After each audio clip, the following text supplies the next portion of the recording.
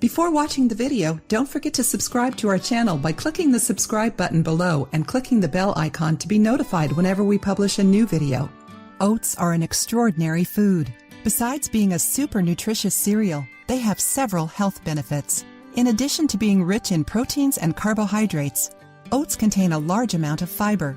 This fiber, in addition to improving digestion and intestinal health, contributes to long-term weight loss.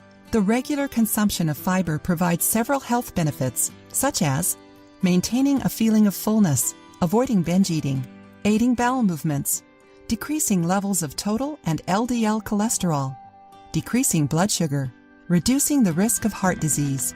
In addition to these factors, oats contain many antioxidants that prevent aging. They're also a source of manganese, a mineral that helps in the formation of collagen, which helps maintain the structure of your skin, hair, and nails.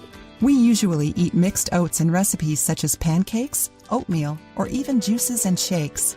In today's video, we're going to teach you a practical way to obtain oats benefits through oatmeal. Oatmeal supplies us with important vitamins and minerals.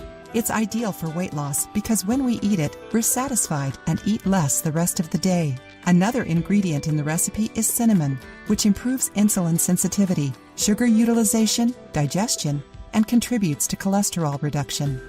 This recipe is simple to prepare and its ingredients are very easy to find.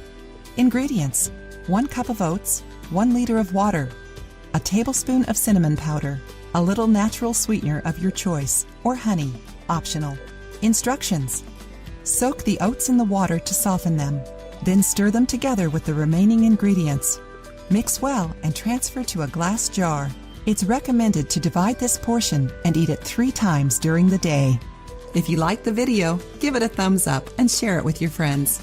For more recipes and tips, subscribe to the channel.